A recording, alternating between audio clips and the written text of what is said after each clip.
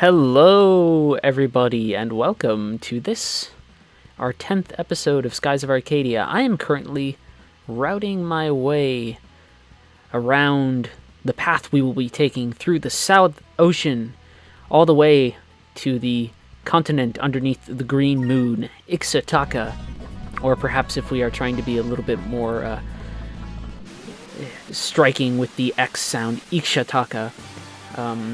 It is whatever you want to pronounce it. It is our American analog, by which I mean both North and South America, with actually a bit more of a stress on sort of that Middle America, South America belt, where we had contact with the Aztecs by the conquistadors. The civilization we find there is far more Aztec than, say, Iroquois, right? Even though, in terms of the allegory that is being told, we have a broad allegory for first contacts with native people in any lands. But the space itself is more calling to mind, Spanish history, because Valua is our stand-in for expansionist Spain. We are already in the middle of a pretty long-lasting fight here. I actually want to pause for a second to my thought here. I never really noticed it, but there are certain magic affinities that each character has that they actually level up faster. Or, well, I noticed it, but I never mentioned it, right? So there's a reason why I'm slotting Vise with red magic so much, and it's because he learns red magic at a pace faster than any other character in the game. Aika's affinity is actually green magic, but because I don't have her use healing as much as Fina, I give Fina green, so that she can learn as much green magic as possible, and then I'm going to switch her over to silver. Aika tends to stay... My gosh, that sentence got away from me. She tends to stay with purple for the rest of the game, crossing over into a little bit of blue. Each element sort of represented by the color, fire, water / air, actually, and then life and death with silver and things like that. But each character actually does have an elemental affinity, which does sort of push them closer towards certain combat roles if you really take the recommendations of the magic system into consideration for your character builds, but you don't have to, right? It's not something that you are forced to do. So here, the trick is just, I'm going to be referring to the map a lot, is that we just need to find the right pathway to get to the Southern Ocean, and then the journey across itself is actually fairly interesting. Look at the silver moon rising in the distance. Here, we just need to make our way through the sort of cycloned air before us. And it's a crossing that no one's really made, or at least Valua will be there. I'm not spoiling a lot by saying that. Valua has actually been on that continent for some time, but they haven't really talked about it, right? So, in the last episode, Vise and Aika, in particular, were shocked to understand that there was actually a green continent. They didn't know that Ixa'Taka was a place. And that's because Valua has sort of kept it this, not necessarily a strict secret, but something along the lines of a discovery that they definitely haven't shared with the world. So, the crossing of the Southern Ocean by sort of a small crew like this, we are already running into scenarios where Vise and the rest of the group start to begin to do historic things in search of their goal. The other historic thing being the general first contact with the natives of the Green Civilization, which isn't something that we don't talk about it too much in this game, but I mean, this game does have things to say about contact with native peoples, and I feel that's only somewhat undercut by the fact that I actually have some minor issues with the visual depiction of people from Ixa'Taka. I'm stumbling over my words. And that's only because they are the closest thing we have to sort of people of color in the space of Skies of Arcadia. And to the best of my recollection, you know, I'm pausing to qualify my statements a bit. I've definitely defended Skies of Arcadia being as broad as it is because it has a demonstrable effect that I think is a positive for the game as a whole. That said, Ixa'Taka is probably the most quote-unquote problematic area of the game for me in terms of the space that we are in. And it's sort of hard for me to quantify why before we actually reach that space. Just know that there are times where I think, and maybe this is me making a really broad value judgment on certain games, but I think Eastern games in particular sometimes have trouble depicting individuals of a darker skin tone. This is not always the case, but it happens, and it's sort of crappy, and I don't think it's terrible. My controller's going nuts here. I think that is terrible. I don't think it's terrible in this game, but I do think that this game is still rough around the edges when it comes to that category. Or at least, why am I making Aika attack? If those people are purple and they have high defense and she's purple, she's gonna just be doing no damage. I'm not thinking straight right now because I'm trying to talk about the game. I hope I'm making some sort of coherent sense. My basic thing that I'm saying is that while I find the themes and the sort of social issues that are raised during this segment of the game to be interesting, I don't think it follows through as much on the visual design as it did during the sequence in Nazra. Or, again, when we will, and this is not a spoil, we'll return to Nazra and we'll get to see more of it. I feel like Nazra is a space that's more explored and well-defined than Ixa'Taka, which is unfortunate, although somewhat fitting considering it is a space of, I don't want to say underdevelopment, right? It's just a youthful nation, right? A youthful people. There we go, finished that battle. That was easy. The bigger battle was trying to get all my thoughts in order, I'll tell you that much. Sometimes I talk and my brain is like 2 steps ahead of my words, so every now and then I feel like I'm not doing justice to the concepts that I really want to discuss, which is a sort of shitty thing. I wish sometimes I was possessed of a stronger improvisational sense of conversation, at least in these Let's Plays. I certainly have no problem with improv. Retreat! I used to do that for a living for a little bit. Picture in your mind whatever image that conjures. The point here, though, is that when trying to discuss the content or the themes of a game sort of extemporaneously, I think we struggle. And by we, I think I mean most people struggle to do so in a way that captures thoughts concisely and insightfully. So I talked about Ixa'Taka, and the only thesis I generally have is that I wish that the space wasn't quite as sort of caricatured as it is, because I think it's a valuable space when it comes to the lessons it wants to teach us, but I think that, and this is projection on my part, I think that Eastern games sometimes struggle when dealing with sort of individuals of color.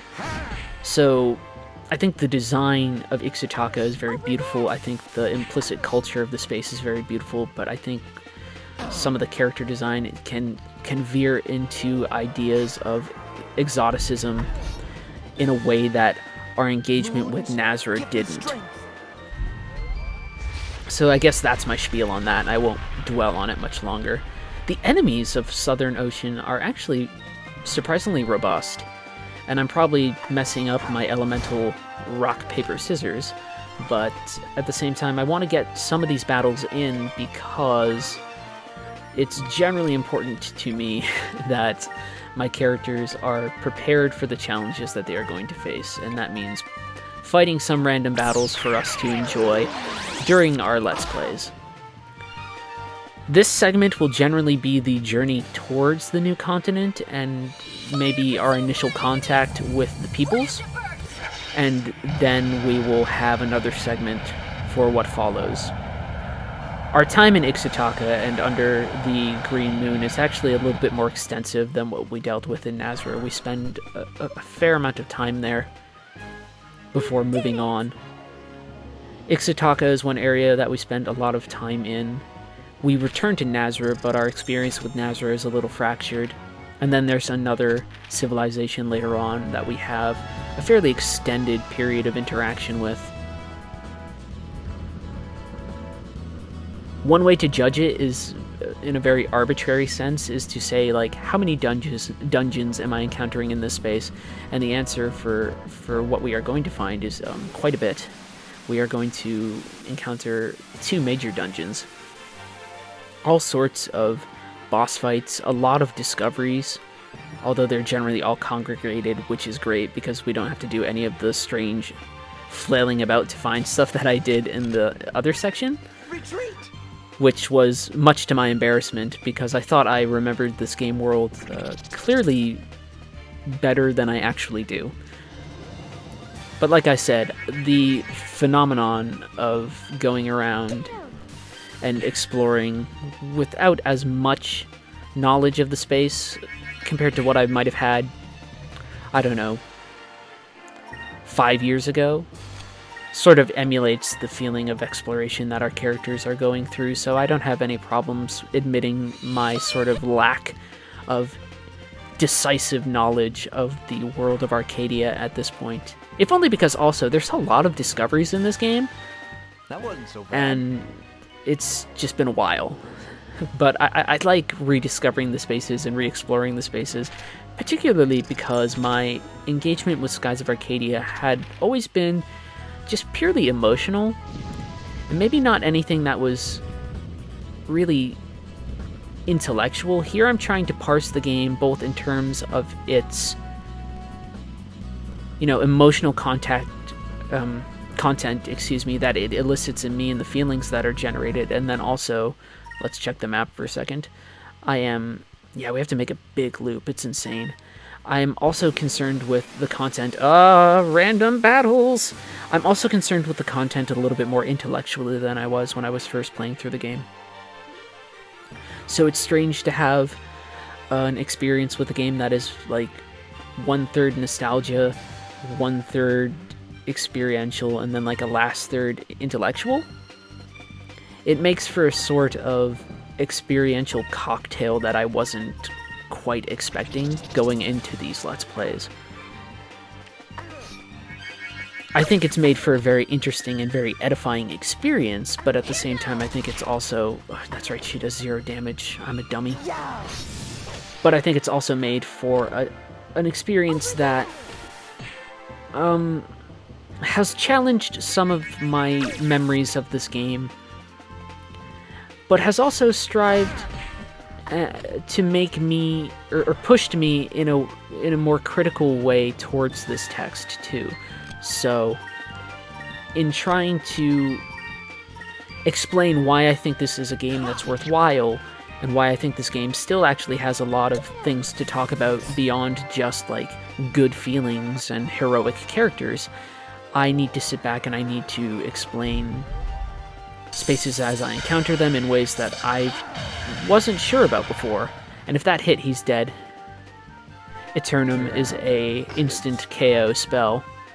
And now that I know we have enemies in the space that can use Eternum, I'm actually going to use Delta Shield a lot more in battles, because that negates any of those spells. It negates any, like, positive magic on our side, so like buffing or anything. We can't buff ourselves, but enemies can't debuff us, and they also can't use instant death spells. And it's a low-cost ability, so I didn't know they could actually hit us with Eternum at this point of the game. So Drachma's going to be at level, or HP 1, excuse me. So let's heal him up. I think we have a Sacris Crystal. That will get him high enough that I'm comfortable with where he is, and then in the upcoming battles we'll just be a little bit more cognizant of our enemies' abilities. This is a big, just like, you have to traverse a ton of space, which makes the eventual arrival in the new land feel important, but it is sort of like a dungeon in the sense that we are traversing space with a goal in mind, and we sort of have to deal with monsters along the way. And that's really, like, I tend to think of this area of the game as sort of a dungeon but for like ships. So we use Delta Shield from now on. It's really useful. And actually, no, we won't have enough magic. Does she know... I was going to say, if she knows Sacrum, that'd be amazing. We want to get her to learn that as fast as possible. And to do that, we can even maybe see if we have 2 people with green magic going on, if that will help a little bit more. Although I think a lot of these enemies are green, so that's going to lower Drachma's attack. So that might have been a mistake. But here's Delta Shield. If anybody uses Eternum, it will not work. I'm not worried about the loopers. Most of them will run. A looper using a physical attack. That's sort of different.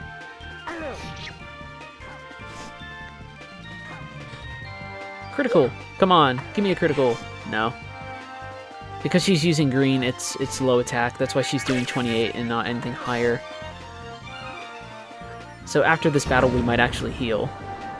Yep, we will definitely heal. What a pain. I forgot how dangerous of a space this was to actually traverse. It definitely captures the sense of dangerous space, of exploration that is not insignificant, but at the same time it's more trying than I remember.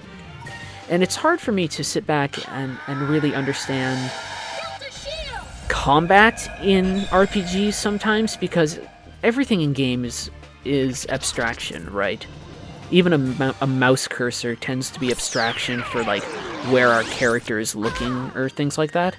So combat in RPGs is heavily abstracted, and so that makes me want to sit back and sort of ask myself, okay, now what do random encounters necessarily mean? And the answer is that they don't mean much other than sort of demarcating certain spaces as safe and certain spaces as not safe. And the significance of that demarcation can then be sort of determined by ourselves on like a semiotic level, I guess. We can say like, okay, well, these areas are home, and there's values to these areas being home. I'm extending this battle a bit by letting the animations play out just to show off some fun stuff, because otherwise I need to heal and just plow my way through South Ocean, which isn't really that fun of an engagement with the space. I didn't know they were defending. That sort of messes with me a tad. But there we go. And unfortunately, though, Fina will not get any experience from the battle. And that's a bummer, because I really want to build up her magic. But everything in games is abstraction, right? Because it has to be. It necessarily has to be. Nothing is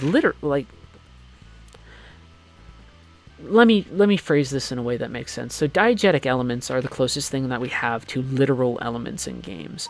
But games cannot be fully literal because games are simulacrum of things anyway. There's no literal way for me to handle combat in a game, even if I'm using something like, I don't know, let's hypothetically say motion controls, right? Even motion controls are a type of abstraction for combat or something else. I keep on selecting items because I'm talking. It's abstraction in ways that we don't necessarily sit back and say, like, okay, this is abstracted, but we need to remind ourselves that not many things in games are really literal interactions. In RPGs, most things are actually taking place in the form of, like, numbers and statistics. Like, RPGs have a lot more in common, like, when you just consider things. Like, RPGs are just functional spreadsheets. And we look at the numbers of those spreadsheets, we compare them, and we say, like, okay, I use my attack that has this value on this character that has this defense value, and then I do the spreadsheet number crunching and I get the result.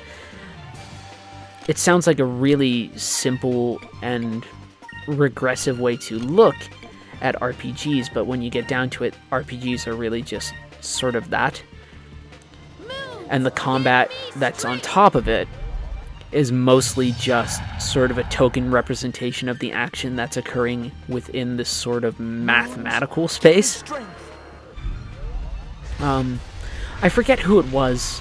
A peer of mine recently said to me that a good definition of RPGs, or at least, I don't know if it was specifically JRPGs or not, but a good definition for RPGs was games that use math to sort of simulate events. Games that use math to simulate events and occurrences in some way or another. And I think that makes a certain amount of sense. Which is why I was sort of concerned with what the abstracted idea of a random encounter represents. Although really it mostly just represents danger. It's the game's way of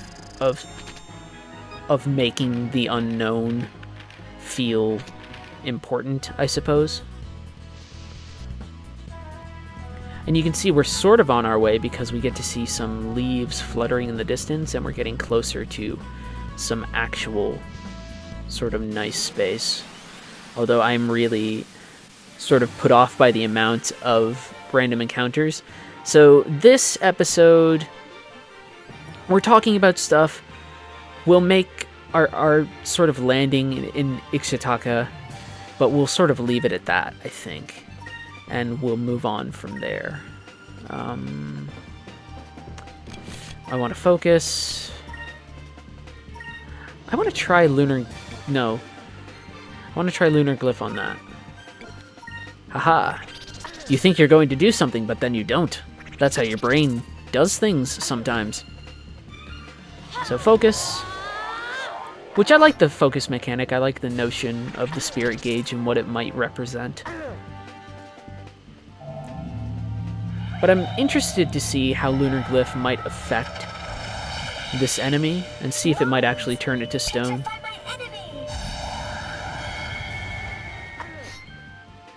Let's see if it does it. Yes! My goodness, it turned into stone.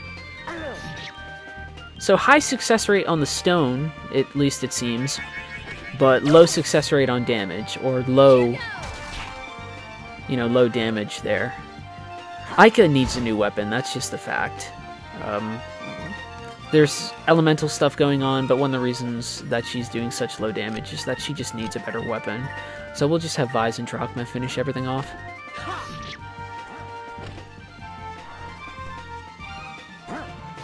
There we go. So when you stone an enemy... That was easy. My 14-year-old side coming in again. When you stone an enemy, you don't kill them the same way that, if you were in a game and everybody got paralyzed or whatever, the game would be over. I don't know if you can do that to a full party of enemies, but I know you can it definitely affects them in an important way. So will this count as our discovery of the land? I think it will. And we get an automatic discovery, and then there's more space for us to look at. And on our way to the village that we will go to, we will try and make some spare discoveries if we can. But yeah, crossing, yeah, it gives me the discovery of Ixa'Taka. Most people on this world don't even know that a continent exists across South Ocean. It's lush, it's fertile, the green moon shines over it. It says it right here. The lands of Ixa'Taka have been covered in lush forests.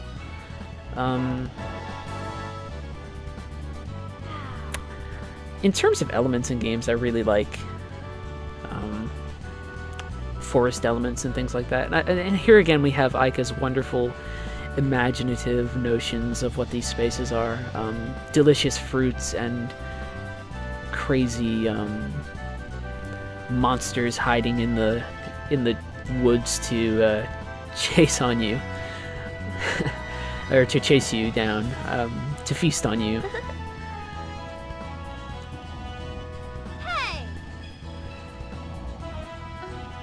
But I love the imagination that she has. And it's so funny here too, Fina joins in on the fun mocking and doesn't understand that it's okay yet. She apologizes. There's an earnestness there that I enjoy. And as the game goes on, her understanding of things goes on, and that's valuable and important. And there are lots of discoveries to be made.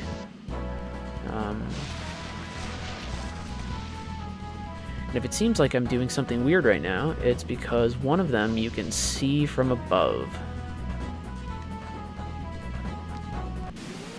Oh gosh, enemies.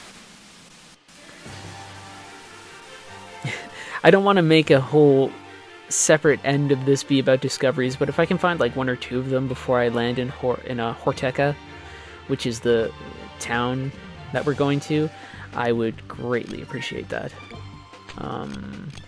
Oh, we're at the point where I can start off Cutlass Fury at the beginning of a round. That's very nice. We won't do that, but it is very nice. Fina can stay green and attack for the heck of it. We can't have Drachma using green if we want him to be an effective attacker. It's just a fact of life, unfortunately. However, the using Pyrus here should be very effective. Although I bet you Vice gets put to sleep with my luck. Oh, instead it's Drachma. Whatever. We can deal with that. That's okay. And again, we have the space. Fina's confused, but that's not a big deal. We have the space outside of us reflective of the space that we are in. So we see the green island next to us. I like it. It's great. And actually, that confusion just did us a favor. All it did was wake up Drachma so that he could attack. So, hey, feeling good about that.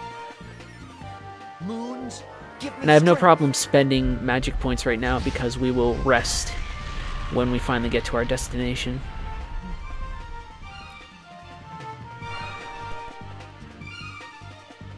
And the confusion wore off, which is fantastic. This is green. Lambda burst for the heck of it, and we just attack, attack, attack. Not a lot of strategy going on. That's a shame, that miss right there. But Drachma should be able to finish the enemy off. It doesn't matter if he gets fatigue. It's like, no big deal. But I'd be interested if Fina finished them off. Hey, good for you, girl. Awesome. Let us be thankful for our safety. Oh, Cupel. Love it, love it. I need a plush Cupel. Pyrum was learned, so we're getting even more powerful magic, which is great. So that's Ixa'Taka right there. To the best of my knowledge, there is a discovery underneath here. Yes, the Garpa fruits. I knew it. So there's that. And we're going to waste a little bit of time checking out this area and grabbing a couple more discoveries. One of them is going to be the Golden Man. I forget what this is. Oh, High Priest. Can I go up any higher?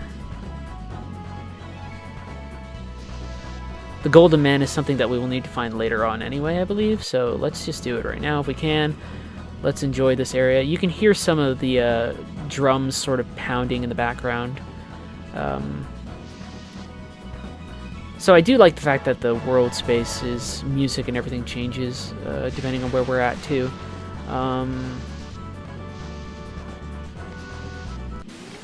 Oh no, that wasn't the camera view I wanted. We're about 30 minutes in, so I will do a little bit of looking around for discoveries and then I'll head to where we need to go. We'll make our first contact, we will save the game, and everything will be great. And actually, let's run from this battle. Apparently not, game. Game has different thoughts. So I guess we're gonna fight them to the death. That's fine, whatever. Experience points for me. They are not really going to stop us, even with buffed attack speed. The fatigue there is crappy. Actually, this will probably give me a chance to show off Pyrum. So yeah, let's do it. Pyrum. We're getting better and better magic every time. We can do Alpha Storm here and it should hit everybody, so we're just going to lay into the enemy.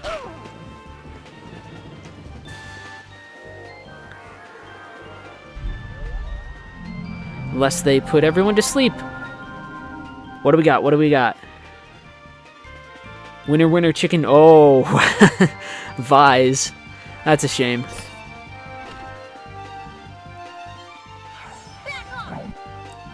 This should do decent damage, though. So 2 rounds of Alpha Storm is okay, too. It's like, whatever, I will fight these enemies. If I can't run away, like, whatever, I'll fight. But I'll make the first attempt to run away, just for the heck of it.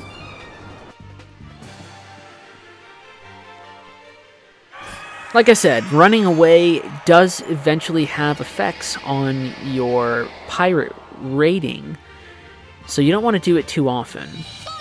But also beating up underlevel enemies will do that as well. So it's this balancing act about how you act in combat as well, which is something I really enjoy. Because combat becomes something that is, quote-unquote, a little bit more meaningful than just merely fighting enemies to get EXP and magic points. It actually, how we conduct ourselves in battle reflects how the world or people in the world sort of view us, which is sort of cool.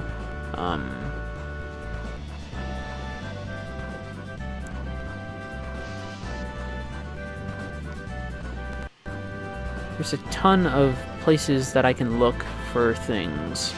That's the problem. That is not where we want to go yet. You can see there's a mountain there.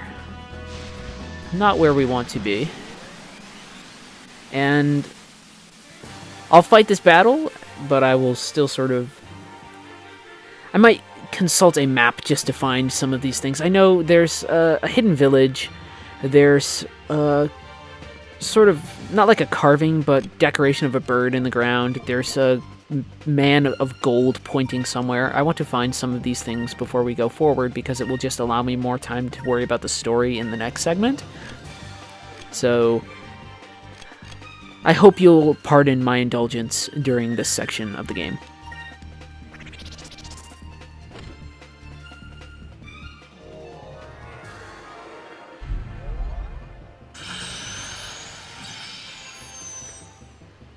The enemies do have a pretty significant catalog of magic to use against us, though.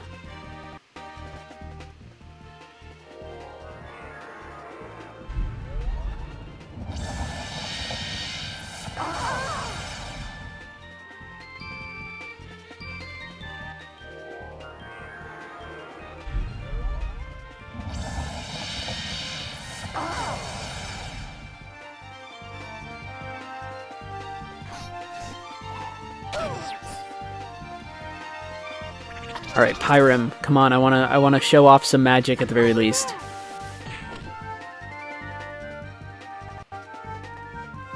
Moons, give me strength. Oh, I think we're close to the village that we can find. So Pyram's really dramatic, because now we're getting to level 3 magic. Yeah, that's pretty cool. Magic in this game never feels Is it over already? perfunctory, even from the beginning, and then it just builds from there. It's really enjoyable to use. Moonberry. Okay, so I'm curious just for the heck of it to see. So her next one will require 2. Drachma's will require 1. It will help us out a ton in battles, or his requires 2. Tough decisions to be made. We will hold on to that Moonberry for now. Discovery should be here. Yes. Ixa'Taka village. Sort of a woman tribe, skilled and fearsome warriors. And I forget, we can't do anything there yet, but I think later on we might go there to get a companion for our crew. I definitely forget. So let me just orient myself and figure out where I am on the map in my head.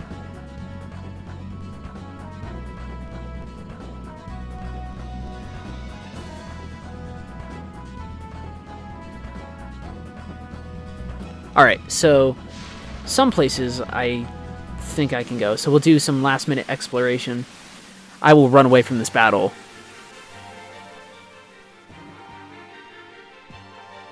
But the process of exploring is a gameplay part of Skies, and I don't want it to be too tedious, but I also want to give people the chance to sort of experience that part of the game. We'll use Pyram again. And I lied, I'm not running away, I'm going to fight, because if I can hit them with a surprise attack with this, then that's fine. I feel cool about that. And that should wipe the group anyway, so that's just give me experience. When the opportunity comes, seize it, right?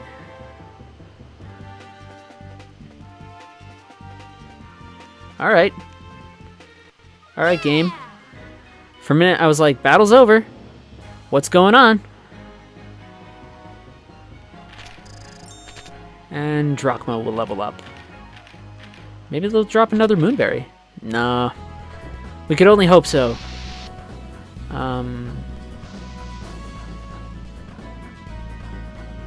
So, yeah. Man, that encounter rate. That's some insane shit. So we will run from this one.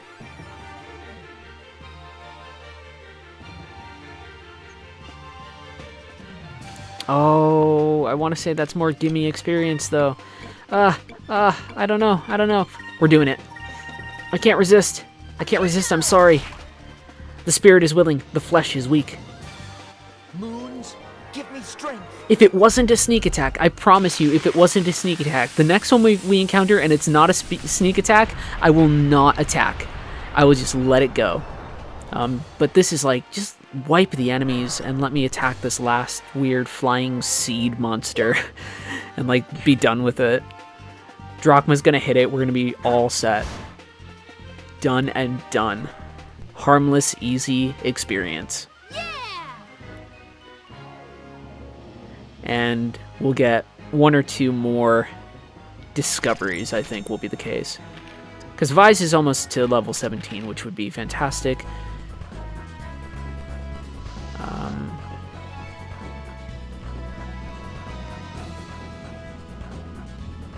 See, one of the discoveries you can literally just see. You can see from where you are on the ground. And it's awesome, and I wish... Am I at my length? Am I at the top? Yeah. There it is, right there. The bird. Yes. The great bird. Awesome.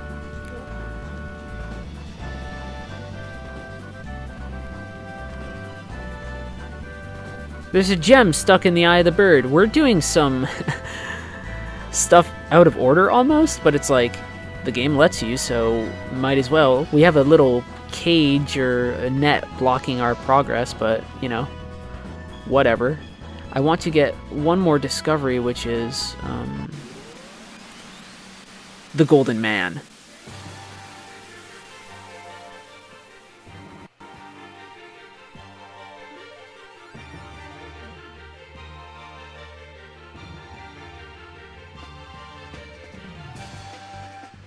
Oh, and shit. When I was like, okay, next time when it's a sneak attack, I'll run. Turns out they sneak attack us. Of course. The game has nothing if not a sense of humor. Maybe I should just wipe them out, guys. But then I wouldn't be keeping my promise to you. Nice counterattack, Fina. Holy shit. Although that's a strange thing to happen.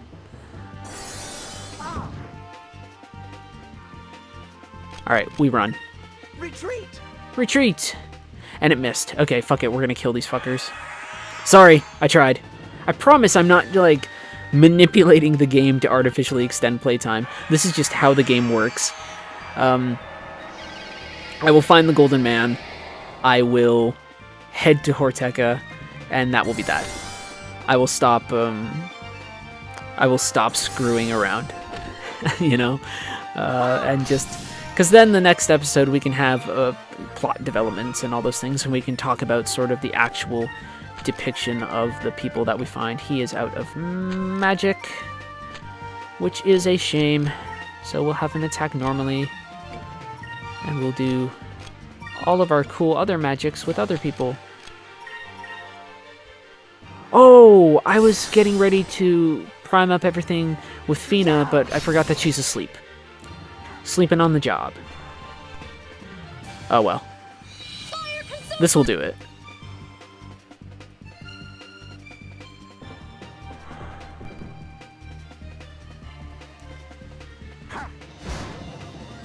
And is that the last one? Cool. We did it! So we'll get in our discoveries, we will get to where we need to go. Was not intending to fight there, but I think this means Vi's levels up, so that's good. Silenus was learned. I'm hoping that somehow... let's look at the map so I can figure out where I'm at. There's a discovery in this corner. Oh, I might not be able to get it yet, story-wise, but the Golden Man, I definitely can. Yes! Golden Man. What's up? He's pointing towards something. What's this? There's something in the eye of the statue. If you haven't realized, we might be using these items later on, and that also might be why I'm sort of doing them now, so I can cut out on the fetch quest later. And you know, do this while it feels thematically appropriate. Look, a ship. Let's talk to them. Oh, Black Pirate ship parts dealer. He also buys and sells discovery information. This is great. Let's sell our discovery information. Temple Pyron. Ixa'Taka. He's like, yes, I've heard rumors of its existence. Well, he's right there. Great Bird, Golden Man, Ixa'Taka Village. We found some good stuff. We are doing really well. And then, let me see what he has for ship parts. A better cannon. G-type cannon is good. Ooh. We're gonna buy a couple of items, so that way we don't need to worry about using magic in our encounters. We can focus on magic and other things. And yeah, they're saying, hey, Domingo might find things, and I'm like, nah, Domingo ain't gonna find anything. He's looking for the Ixa'Taka Palace. Good luck, buddy. We're gonna find that shit before you do. And then here's Ixa'Taka.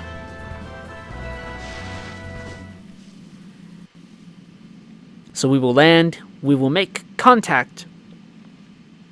And in the next episode, we will sort of discuss what's going on here.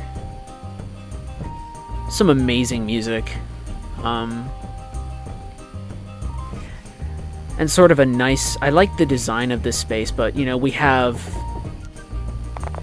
I don't want to say savages, because that's harsh, but we do have people sort of a little bit more exoticized than Nazra, you know, approaching us with spears and everything. Man, do I like the idea of those mask designs, though. And this is an interesting thing, too. I forgot all about this. So, they are going to mistake Fina for a female goddess in their pantheon. So we are really pulling strongly upon the whole Aztec, Moctezuma, Quetzalcoatl type stuff, conquistadors. It's really making a direct comparison here. The only interesting about this, I will say, is that there are no separate languages in Skies of Arcadia. It'd be interesting to have a game about exploration where there's actually a language barrier that needs to be surpassed in certain areas, but that would make this game a little bit more complicated.